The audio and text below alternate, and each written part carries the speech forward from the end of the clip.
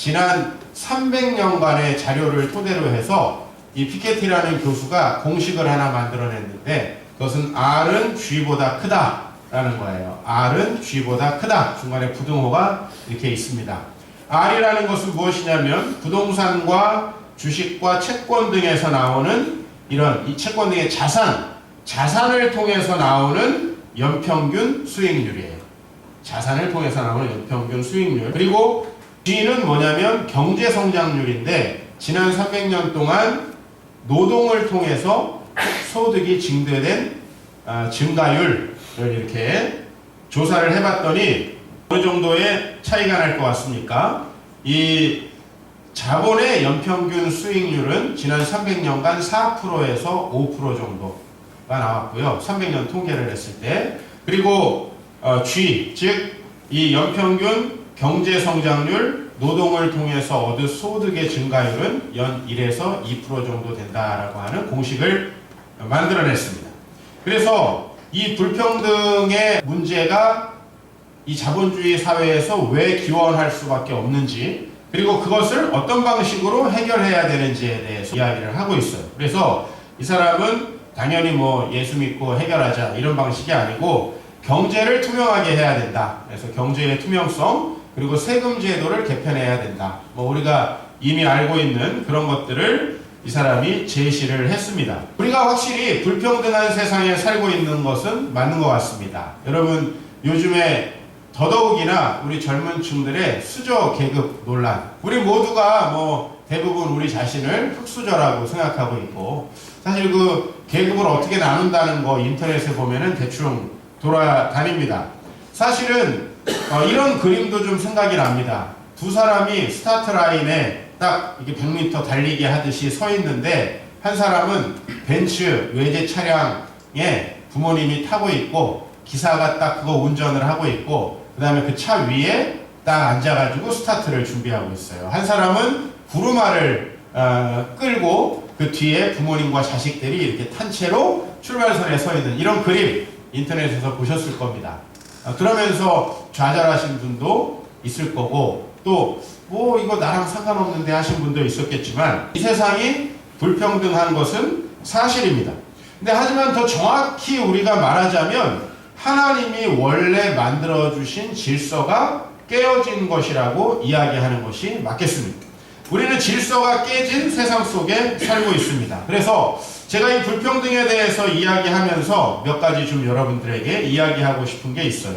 첫 번째, 타락 이후로 우리 인간 사회는 항상 불평등의 문제에 직면했다는 사실, 그리고 앞으로도 계속 그럴 거라는 사실입니다.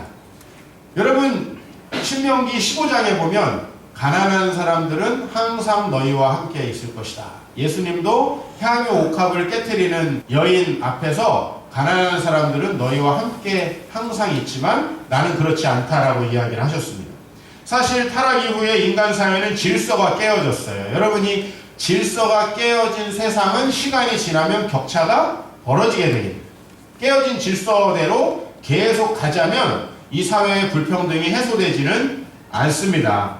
두 번째, 그 원인은 그럼 무엇인가? 이 사회 구조에 있는가? 물론 사회 구조에 있죠. 근데 이 사회 구조의 근간에 이 사회를 구성하는 저와 여러분이라는 구성원이 있습니다. 우리는 혹시 스스로를 흑수저라고 생각해서 우리는 이런 탐욕이 없다라고 생각할지 모르지만 여러분들 중에 대부분이 흑수저라고 했을 때 여러분에게 많은 자본이 생기면 여러분들은 그 자본을 더 움켜쥐고 그것을 가지고 더 많은 소득을 얻으려고 더 탐욕적이 되지 않으리라는 보장은 없습니다. 단지 우리는 그럴 기회가 없는 것 뿐일지도 모릅니다. 성경이 말하는 이 불평등의 원인은 인간의 탐욕이고 그 탐욕이 하나님이 만드신 질서를 깨트려서 우리 모두가 경쟁할 수밖에 없는 사회가 되었다라고 성경은 이야기하고 있습니다. 세 번째, 권력을 가진 자들에 의해서 만들어진 제도는 질서가 깨어진 세상을 회복할 수 있는가? 그거에 대해서 성경은 불가능하다라고 이야기를 합니다. 수많은 제도에도 불구하고 사실 순수하게 경제적인 면에서 격차가 커지는 건 사실이에요. 우리가 작년에 그리고 올해 AI에 대해서 굉장히 큰 관심을 가졌습니다. 여러분 AI는 인간의 상당 부분의 직업군을 통합시키고 또 불평등을 더 고착화시킬 거라고 이야기를 합니다. 왜? AI 기술을 소유하고 있는 사람, 그리고 그 기술을 소유하고 있는 사람을 고용할 수 있는 사람에게 막대한 부를 주고, 그 다음에 그런 것을 가지고 있지 못한 사람들에게는 일자리가 없어지게 될 가능성이 많기 때문에 그래요. 앞으로 우리가 살아가는 사회가 더 불평등이 커져간다는 것입니다. 수많은 사람들이 조세제도 이거 안 만들었습니까? 2000년 전, 3000년 전에도 이런 것들을 해결하려고 많은 제도들이 있었습니다만은 이 불평등이 더욱 커져가고 있다는 사실이고, 여러분 당연히 빈익빈 부익부가 가장 큰 나라가 어디겠어요? 미국입니다. 우리나라가 아니고 미국입니다. 왜냐하면 미국은 더 오랫동안 이런 질서가 깨어진 세상이 고착화되어 있기 때문이에요. 여러분 그러면 불평등을 해소하기 위한 제도들은 어떻게 부작용을 만들어내는가? 우리나라에 최근에 큰 문제가 되는 게 뭐냐면 한국 사람으로서 아주 세계적인 기술력과 지식을 갖고 있는 사람들, 그 인력이 해외로 유출되는 문제예요. 여러분이 인력이 해외로 유출되는 문제의 근본은 어디 있냐면 균등하게 군 의무를 다해야 된다. 국방의 의무를 다해야 한다라는 이 제도 때문이에요. 왜냐하면 지금 많은 우리나라 사람들 중에 유학을 어렸을 때부터 간 사람들이 많아요. 그들 중에는 대부분은 별 유학 간 효과를 누리지 못하지만 유학 간 사람들 중에서 아주 뛰어나게 속하게 되는 사람들도 있습니다. 어쩌다가 하나지만. 근데 이 사람들이 왜 한국에 들어오지 못하냐면 한 번도 한국에 살아보지 않았는데 들어오자마자 군대를 가야 되기 때문에. 그죠? 어때요? 여러분 괜찮다고 해주실 수 있어요? 어떻습니까? 우리나라 유난히 군대 문제에 있어서는 아주 민감하죠.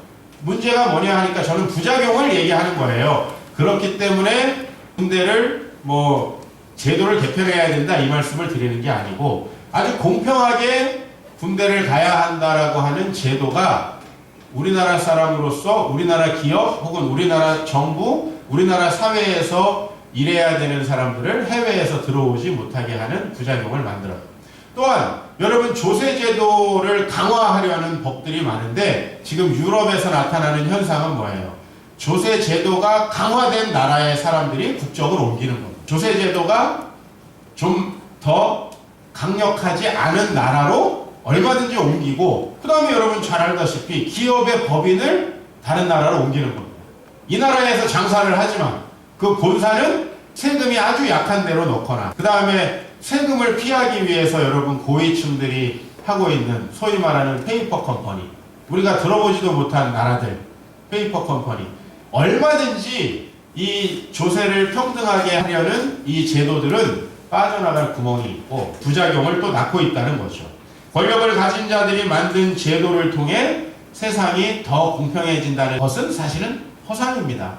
우리나라에서 그래도 이 복지 제도를 강화시키고 사회적 불평등을 해소하려고 했던 대통령이 노무현 대통령이죠. 여러분 다음에 야당을 찍으라 그런 얘기 하는 게 절대 아닙니다. 노무현 대통령이 복지 제도를 엄청나게 확대를 했는데 사실은 그러면 노무현 대통령 때 우리나라가 평등해졌느냐? 그렇지는 않아요. 저는 그분의 노력에도 불구하고 자본주의 사회가 더 공고해졌고 노무현 대통령도 세계화의 바람을 따라 FTA를 할 수밖에 없었어요. 결국 무슨 얘기를 하는 거냐면 이 사회 제도, 권력을 가지고 있는 사람들이 만든 제도를 통해서 스스로 아주 평등한 사회가 올 것이라고 하는 생각은 좀 우리와 거리가 멀다라고 하는 것이죠. 네 번째로 경제적으로 불평등한 세상에서 모든 사람이 경제적 불평등 자체로 불행한 삶을 사는 것이 아닙니다. 제가 이 강남에서 아주 오랜 시간 동안 사역하면서 느낀 것은 경제적으로 아주 적정한 수준에서 벗어나는 가정들이 빈곤하건 아니면 풍요롭건 좀 어려움을 겪는다는 사실이고, 경제적인 풍요로움이 마냥 사람들에게 행복을 주지 않는다라고 하는 제가 원래 알고 있었던 사실들을 아주 임상적으로 많이 경험을 합니다.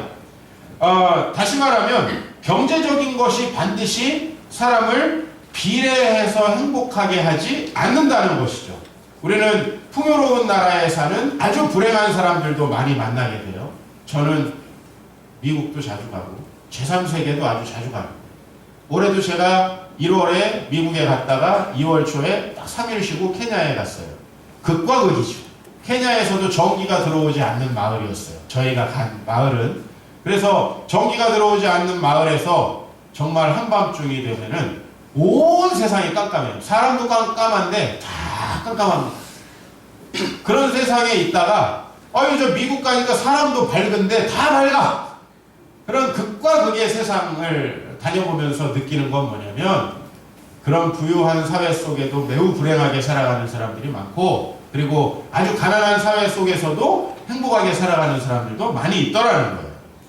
그러므로 우리는 이 경제적인 불평등이 반드시 여러분의 삶 자체를 불평등하게 만들지는 않는다라는 사실을 좀 기억해야 할 것 같고 마지막 5번째, 그럼에도 불구하고 이 세상이 좀 평등해지고 좀 균등해져야 한다는 당위성은 여전히 우리에게 존재하는데 어떤 방식으로 이 세상이 그러면 이 불평등으로부터 해방될 수 있느냐? 저는 그것이 바로 예수 그리스도를 통한 하나님 나라의 질서가 이 땅에 다시 오는 것이라고 그렇게 믿고 그것이 바로 성경이 이야기합니다. 단 5가지 정도 제가 얘기했습니다. 인간 사회는 항상 불평등할 것이고 앞으로 그럴 것이다. 두 번째는 그 원인은 제도에 있는 것이 아니라 그 제도를 만드는 우리 인간들의 탐욕에 있고 우리 모두가 사실은 제도를 벗어나서 혹은 제도가 효과를 발휘하지 못하도록 여전히 피할 길을 만들고 많은 부작용을 만들고 있다는 사실. 그렇죠? 그리고 네 번째로 이 경제적 불평등이 이 사회에 만연되어 있지만 경제적 불평등이 반드시 사람의 삶의 질과 사람의 행복까지 불평등하게 하지는 않는다라고 하는 사실. 5번째, 그럼에도 불구하고 우리가 이 경제적 불평등을 해소하는 일에 여전히 수고해야 하는 건 성경의 당위고 또 그것을 저는 오늘 제목에 회복이라고 그렇게 이야기를 했다면 이 회복은 예수를 통한 하나님 나라의 질서가 이 땅에 오는 것. 그래서 하나님이 처음 만드셨던 질서를 회복하는 것이다 라고 이렇게 정리를 좀 하겠습니다. 그렇다면 깨어진 질서를 회복하기 위해서 하나님은 우리에게 어떤 일을 하셨는가? 바로 이스라엘 백성들을 택하시고 그들에게 율법을 주셨다는 겁니다. 이 율법에서 경제적 불평등을 해소하기 위해서 주신 2가지 중요한 법이 11조를 비롯한 연보에 관한 법하고 다른 하나는 추수에 관한 법입니다. 이 2가지 법이 경제적으로 이 땅의 불평등을 해소하는 법으로 우리에게 주어졌는데 바로 구약시대에 이 하나님의 말씀을 가르치기 위한 모든 사역, 뭐가 필요했겠어요? 성전도 필요했을 것이고 그 다음에 많은 레위인들이 율법을 가르쳤으니까 그들의 생계비도 필요했을 것입니다. 그런데 우리가 11조가 그런 방식으로만 쓰인다고 생각해서는 안 된다는 것입니다. 11조의 많은 부분은 이웃과 거류민과 그 지역에 사는 가난한 사람들을 위해 쓰이고 저희 교회에서 여러분들이 헌금하는 것도 어떤 분들은 헌금이 어떻게 쓰이는지 난 믿지 못하겠다라고 얘기하시는 분도 있고 어떤 분들은 또 나는 아까워서 못 내겠다 이런 분들도 있는데 다 자유입니다. 하지만 우리가 성경적인 당위로 봤을 때 우리가 왜 부르심을 받았느냐? 하나님은 이 모든 걸 회복하기 위함이신데 그 중에 하나가 우리의 물질을 기부하는 것이에요. 우리 성도님들 중에 대부분은 한 달에 몇십만 원에서 몇백만 원 기부를 합니다. 그리고 우리 교회가 하는 모든 사업들이 그걸로 돌아가고 있는데 여러분들이 사실은 하고 있는 그 헌금을 통해서 우리 교회가 하는 사역들이 많은 교회 목사님들이 좀 놀라는 부분이고 사실 이번 주 월요일에도 우리 교회에 한 신문사에서 찾아와서 우리 교회를 취재해 갔는데 여러분들이 하고 있는 일들을 이야기하면 많이 놀래요. 2가지예요. 하나는 우리가 가지고 있는 소득을 기부하는 거고 다른 하나는 추수하는 자체를 좀 여유 있게 하는 거죠. 그래서 이웃들이 남은 곡식들을 가져갈 수 있도록 좀 헐겁게 추수하는 건데 그건 현실적으로 지금 우리에게는 방법이 없어요. 여러분들이 월급을 중간에 흘린다? 돈을 흘린다? 이럴 수 없잖아요. 그죠? 통장에 싹 들어오잖아요. 이 때문에 이것은 모두 다 다른 방식의 기부로 통합된다라고 볼 수 있고 여러분들 결국은 이제 이 모든 것의 회복으로서 이 율법이라는 것이 우리에게 주어졌는데 이 율법에서 가장 중요하고 이 회복에 관련해서 저와 여러분에게 주어진 법이 뭐냐면 바로 희년이라는 법이에요. 전에 잠깐 봤으니까 오늘 한 구절만 같이 읽어보십시다. 시작. 너희는 50년째를 거듭하여 세상에 있는 모든 주를 위하여 자기를 구하라. 이에는 너희에게 희년이니 너희는 각각 자기의 소유주로 돌아가며 각각 자기의 가족에게로 돌아갈지며. 네, 희년에서 두 가지는 소유지라는 거, 가족이라는 겁니다. 자 여기가 이제 영년이라고 생각해 봅시다. 영년 그리고 50년이 있어요. 이 50년 동안에 어떤 변화가 일어나느냐? 사실 사람이 살다 보면 처음 스타트는 똑같아요. 그런데 중간에 어느 지역에는 흉년이 들어요.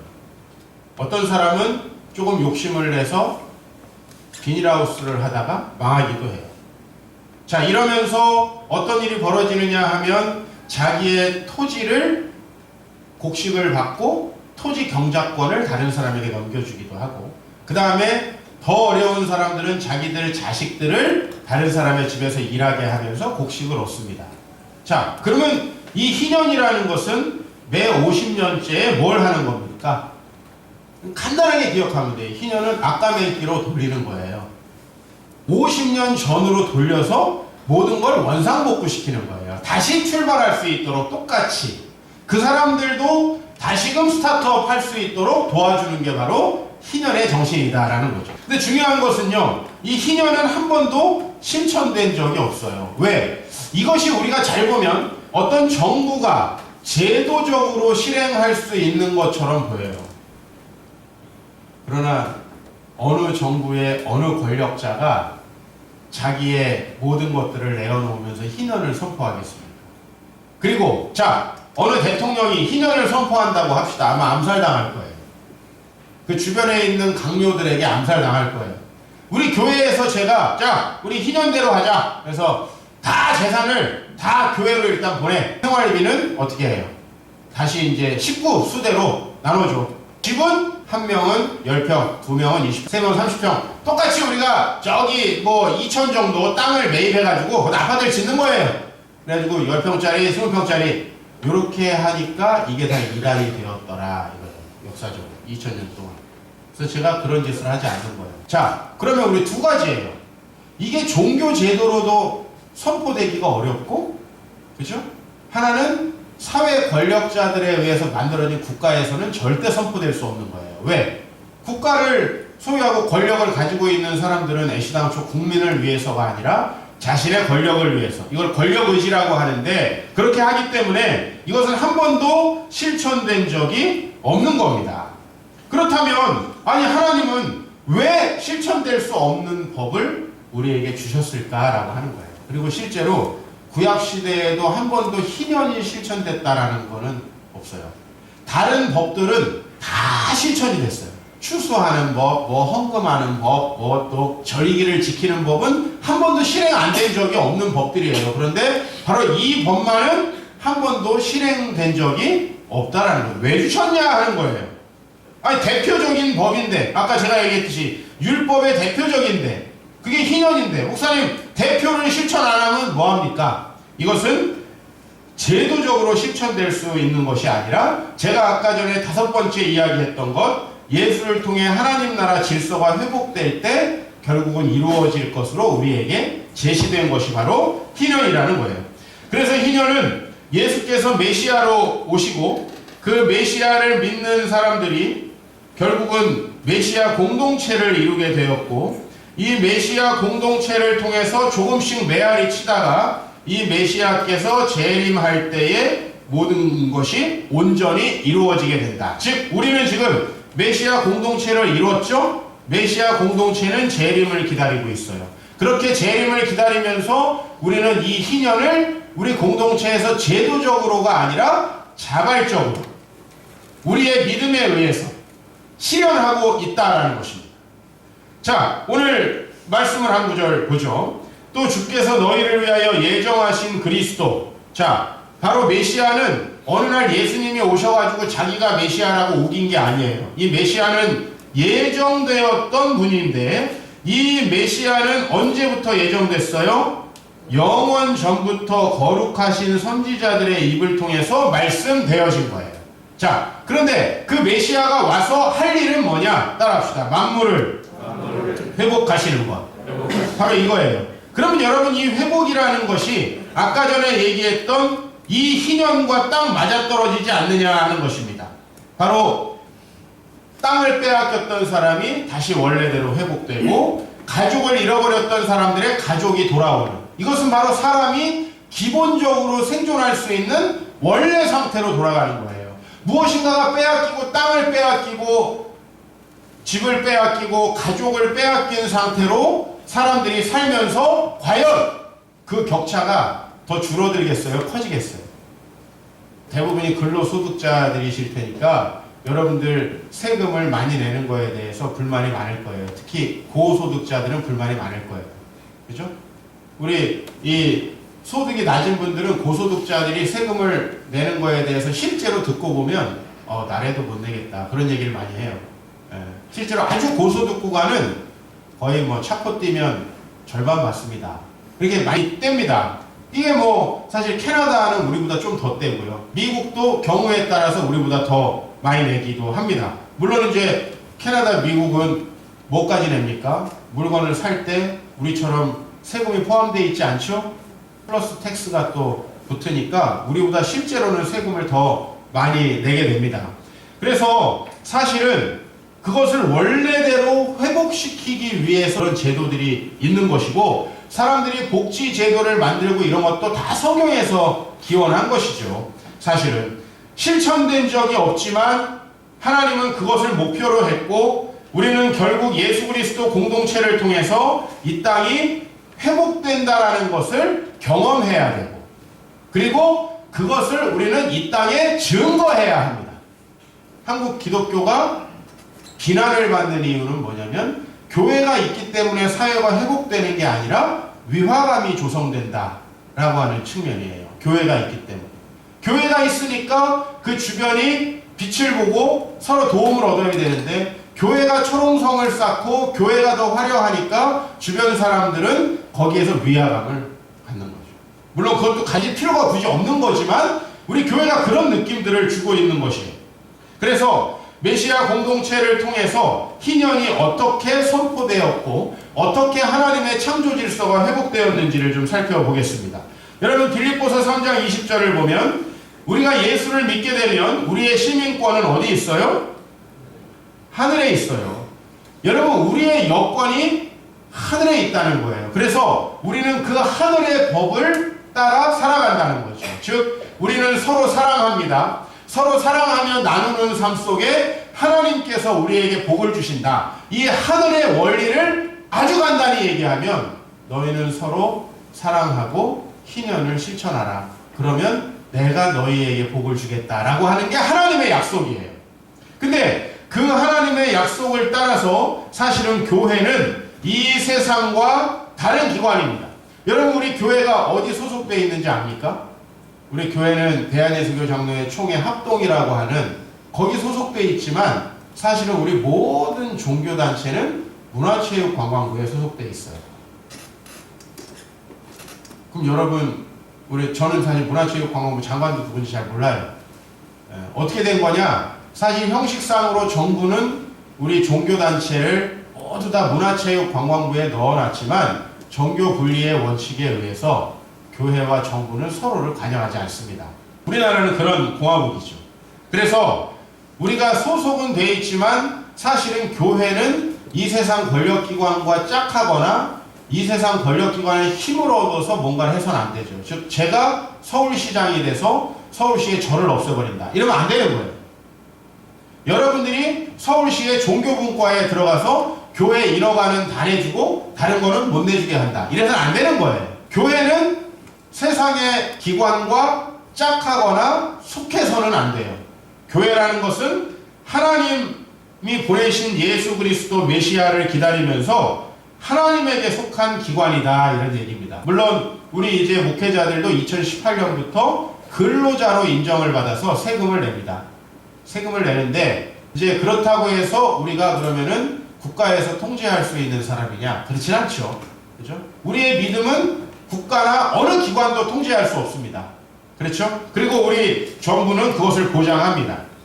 초대교회의 성도들 어느 누구도 권력자들에게 속하지 않았고, 야, 내가 로마의 권력자가 돼서 야, 로마 귀족들 돈 다 뺏어가지고 돈을 나눠줘야지, 이렇게 하지 않았다는 것입니다.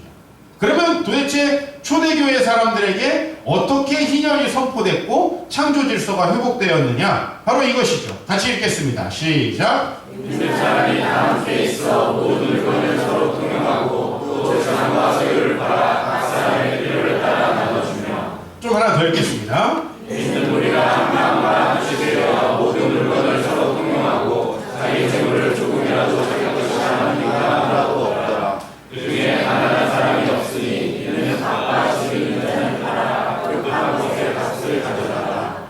그렇죠. 그래서 이것의 한계는 우리가 모든 사람의 재산을 몰수하고 공동체 집단을 이루지는 않아야 한다는 것입니다. 왜냐하면 기독교 공동체가 그렇게 갔을 때 그 공동체는 반드시 부패하고 타락하고 이단의 길을 갔어요. 그렇기 때문에 우리 교회는 끝까지 우리가 함께 모여서 한다든지 공동체를 이루지 않을 겁니다. 우리는 각자의 처소에 살 거고, 그리고 여러분은 그 처소에서 세상의 빛의 역할을 감당해야 되겠죠. 그러나 분명히 이 공동체에 나타난 건 뭐냐면 그 가운데에 가난한 사람들이 줄어들었다라고 하는 것입니다. 물론 모든 사람의 재산을 평등하게 쓰고 이 세상에서 모든 사람이 아주 균등한 생활비를 받게 했다라는 의미는 아닙니다. 분명히 메시아를 믿는 사람들은 모두를 형제로 여깁니다. 믿는 무리가 한 마음과 한 뜻이 되고, 그래서 자기 것을 가지고, 뭐 여기도 보니까 밭과 집 있는 자가 판 거 아니에요. 없으면 못 파는 거죠. 그러나 말하자면 아까 저희는 부동산, 즉 우리가 자산을 가지고 있는 것으로 내는 소득이 우리가 근로 해서 내는 소득보다 소득률이 좀 높다라고 말씀을 드렸습니다. 그죠? 물론 이거는 증가율이니까 여러분이 건강하게 일한다라는 모든 것들을 같이 상정했을 때 말한 거예요. 말하자면 아주 부유한 사람이 부자가 3대 못 간다라는 말도 우리나라에 아주 증거를 많이 찾아볼 수가 있는데, 부유한 사람들이 재산을 지킬 수 없는 여러 가지 문제들을 겪을 때 문제도 있을 수 있다는 얘기를 우리는 여전히 할 수 있어요. 하지만 중요한 건 무엇이냐면 우리가 더 많은 그 자산 소득을 낼 수 있는 사람들이 그 자산 소득을 내는 데에 집중하지 않고 그것으로 나누었다라고 하는 사실이고, 이름으로써 하나님의 희년은 이루어졌다라고 하는 것입니다. 우리가 이것을 굉장히 작게 볼 수 있겠지만, 여러분 예수를 믿고 하나님의 교회에 여러분이 속한다는 것은 하늘의 존재 방식을 이 땅에 이루는 겁니다. 즉 우리 교회 공동체는 하늘의 존재 방식대로 살아가는 겁니다. 하늘의 존재 방식. 그 하나님의 하늘의 존재 방식을 우리의 탐욕이 다 깨트렸는데, 성령을 따라 하나님의 통치가 우리 안에 회복됐을 때 탐욕적 방식이 아니라, 그래서 심지어는 아주 젊은 분들이 돈을 대출을 받아서까지도 야 언제 월급으로 돈 모으냐, 한 방에 튕겨야지. 근데 여러분 몇 프로예요? 제가 다시 한번 말씀드릴게요. 자본에 의한 연평균 소득의 증가율은 4에서 5%. 내가 일을 한 것에 대해서 소득의 증가율은 1에서 2%예요. 여러분들처럼 2배, 3배 대박이 나지 절대 않는다는 거예요. 왜 우리가 주식 투자를 하고 자꾸만 남의 돈을 들여서 친구 돈까지 들여서 헛된 곳에다 투자를 하냐면, 여러분 솔직히 생각해 보세요. 대박을 노리기 때문 아니에요. 누가 4%, 5%를 노리려고 다른 사람의 돈을 끌어댑니까? 2배, 3배가 될 것이라고 생각하기 때문에 하죠. 그런 것들이 얼마나 많은 젊은 사람들의 삶을 망가뜨리고 가정을 파괴하는지 여러분 기억해야 합니다. 제가 오늘 이 자료를 이제 입수하면서 여러 개의 글을 읽었는데, 한 블로거는 이렇기 때문에 자기는 이제 어떻게 이 자산으로 돈을 불릴까에 대해서 연구하겠다, 이렇게 결론을 내렸어요. 근데 그 블로거에게 복음을 좀 전하고 싶더라고요. 네. 어떤 블로거? 자, 탐욕을 끊어버리는 나눔이 우리를 회복한다고 하는 사실을 기억해야 합니다. 오늘 이 중에는 도움을 받고 회복이 필요로 한 자들이 없게 되길 바랍니다. 난 우리 교회가 영구적으로 다른 사람들을 도와줄 수 있으면 좋겠습니다. 하지만 여러분, 우리가 항상 생각해야 될 것은 잠언 말씀에 가난한 사람을 학대하고 궁핍한 사람을 우리가 멸시하면 그것은 그를 지으신 분을 멸시하는 것이고, 궁핍한 사람을 불쌍히 여기는 사람은 주를 공경하는 자라고 이야기하고 있습니다. 여러분, 교회는 원래 어디서 출발했습니까? 예루살렘에서 출발했죠. 그런데 여러분, 이상하게 1세기에 이 예루살렘에는 경제적인 어려움이 많았습니다.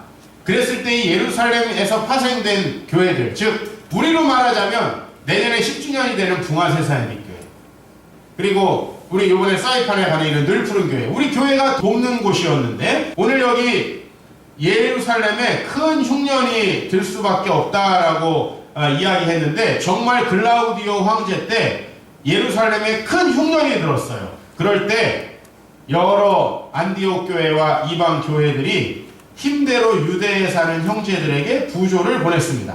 또한 그러나 내가 성도를 섬기는 일로 예루살렘에 가는데, 사도 바울이 이렇게 얘기해요. 로마서에 마게도냐와 아가야 사람들이 예루살렘 성도 중 가난한 사람을 위하여 기쁘게 얼마를 연보했다라고 이야기해요. 즉 오늘 여기 보면 예루살렘으로 가는 그 사도 바울의 마게도냐와 아가야, 말하자면 이 마게도냐와 아가야 지역은 여러분 이렇게 보면 돼요. 마게도냐는 사도 바울이 성령의 인도하심 따라 복음을 전하라고 그래가지고 건너갔던 유럽의 첫 성이에요. 그리고 아가야라는 지역은 가는 데마다 황제의 상이 있고 아데미 신전이 있었던 그런 곳이에요. 근데 이런 곳에 교회가 생겨가지고 예루살렘 성도들을 위해서 기쁘게 연보를 했다고 합니다. 저는 이것이 바로 전 세계적인 질서가 회복되는 것이다. 이번에 우리는 사이판에 또 의료와 주일학교 사역을 위해서 16명이 파송됩니다.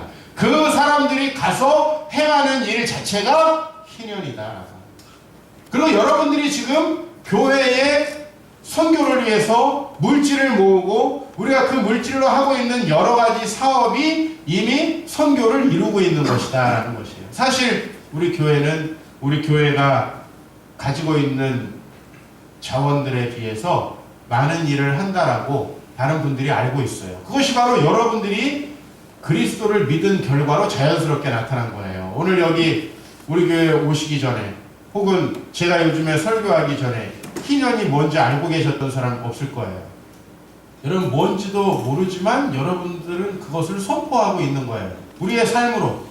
실제로 세상에서 경제정의를 외치고 자본주의의 폐해를 이야기하는 사람 개인적으로 만나보면 나눔을 실천하는 사람 별로 없습니다.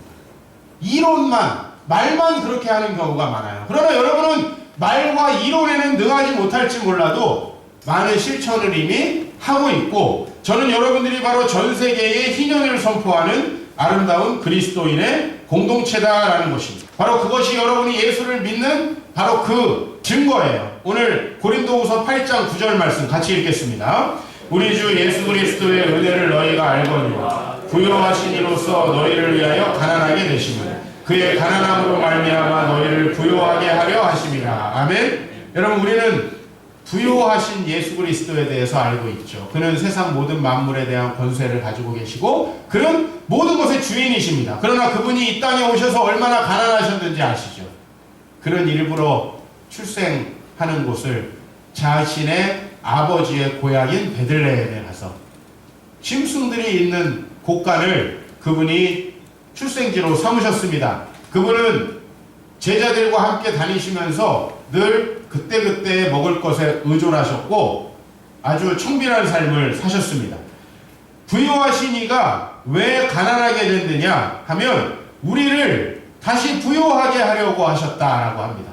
바로 예수님께서 우리에게 오셔서 우리를 부요하게 하셨어요. 그런데 우리는 이런 생각을 해요. 교회 다니면서 나는 왜 나눠야 되는가? 내가 나누면 다른 사람들만 편하고 나는 내가 죽도록 힘들게 벌어서 다른 사람을 도와줘서 내가 오히려 손해보는 거 아닌가? 오늘 이 말씀을 한번 같이 읽고 여러분과 제가 은혜를 나누면 좋겠습니다. 이는 다른 사람들은 평안하게 하고 너희는 공허하게 하려는 것이 아니요 라고 얘기하고 있습니다. 여러분 세상에 정말 많은 것을 가지고 있지만 나누지 못하는 사람들 참 많아요. 다른 사람들에게 나눌 수 있다는 자체가 대단한 여유고 풍요로움이라는 사실을 알아야 됩니다. 세상 대부분의 사람들이 우리 교회 성도님들보다 많은 수입을 갖고 있지만 나누지 못합니다. 그리고도 불평불만합니다. 여러분, 적어도 우리 서울 시내에 살고 있는 사람들, 정말 많은 부정부패를 저지르고 가정에 심각한 불화가 있는 사람들 대부분이 아주 고소득자라는 걸 아십니까? 어떤 사회학자가 통계 좀 내줬으면 좋겠습니다. 제가 임상적으로 경험해본 바로는 고소득자가 가정에 충실하지 않는 경우가 적당한 수입을 얻은 사람보다 훨씬 많습니다. 이게 제가 경험하고 임상적으로 제가 20살 때 이 강남의 친구들을 많이 두면서부터 강남에 왔다 갔다 할 때부터 느끼던 것이고 여기서 목회하면서 느끼고 있는 것입니다. 여러분, 절대로 우리가 다른 사람들에게 희년을 선포하는 것은 우리를 공고하게 하는 것이 아니라 균등하게 하려는 것이다 라는 것입니다. 저는 이번에 명절을 세면서 그런 생각을 했어요. 우리는 왜 명절 때 음식들을 선물하고 배가 터지게 먹어야 되는가? 과거에 우리의 명절은 평소에 징하게 못 먹다가 한번 대박 나는 날이었죠. 근데 우리는 평소에 징하게 먹고 다이어트를 하다가 또 먹는 명절이 됐어요. 이게 도대체 뭔가? 그래서 정말 저는 이번에 집에서 덜 먹으려고 엄청나게 노력했습니다. 살찌지 않으려고, 명절에. 여러분, 사실은 우리 이제 명절을 지내는 풍속도 달라져야 되지 않겠어요? 언제까지 죽도록 음식 만드는 사람은 힘들고 나머지는 돼지 되는 이러한 균등하지 못한, 그죠?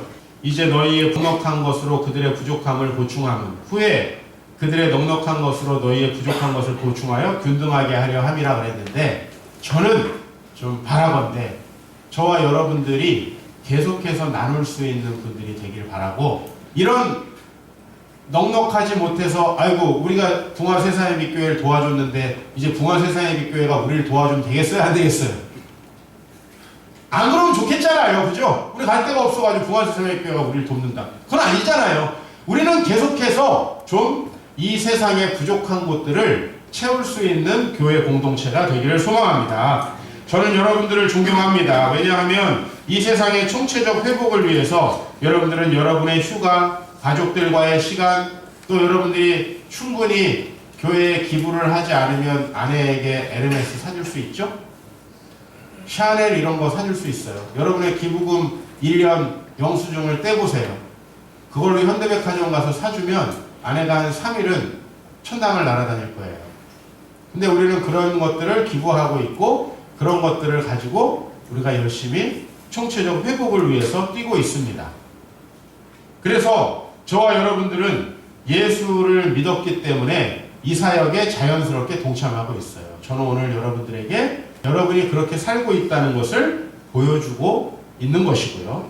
우리는 총체적 회복을 위해서 일해왔고, 저는 정치적 시스템 잘 모릅니다. 그러나 여러분들 중에 누군가가 정부를 위해서 일한다든지 유엔을 위해서 일한다든지 이 사회를 위해서 일한다면 시스템의 문제에 좀 더 관심을 가지십시오. 그러나 그 시스템의 문제보다 더 중요한 것은 여러분 개인이 메시아를 믿고 회복될 수 있느냐는 것. 저는 그게 더 중요하다고. 우리 개인의 탐욕이 남아있는 한 절대 시스템을 고칠 수 없어요. 국회의원들이 국회의원들의 특권을 내려놓을 수 없고, 우리 정말 정부가 정부의 특권들을 내려놓기가 매우 어렵듯이 말이죠.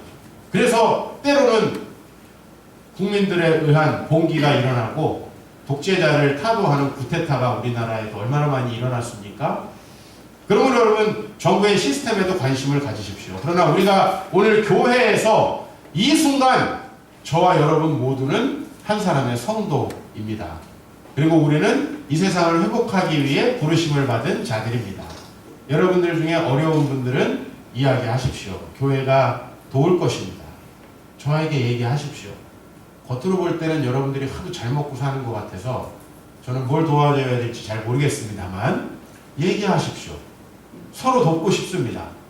그리고 여러분들 계속해서 다른 사람을 도울 수 있는 건강함과 여러분 마음의 풍요로움과 그리고 여러분 가정의 평안함을 하나님께서 주시리라 믿습니다. 우리 공동체가 그렇게 이 세상의 총체적으로 회복을 위해서 뛰고, 여러분 받으려고 하는 사람보다는 주는 사람이 복이 있다라고 하지 않습니까? 우리 가난으로 고통당하는 이들이 이 세상에 너무 많고 또 이 명절 때에도 아마 소외된 분들이 많았을 겁니다. 그리고 최근에 북한에 수해가 나서 엄청난 사람들이 고통을 당한다고 하죠. 60년 만에 최악의 홍수가 났답니다. 관심을 기울이고 제가 어떤 사역을 해야 될지 찾아보겠습니다. 여러분들 열심히 이 세상의 회복을 위해서, 이 세상을 균등하게 하기 위해서 우리가 이 세상 속에 사명을 감당하는 우리 세상의 빛교회 성도님들, 저와 여러분들 되시기를 축원합니다.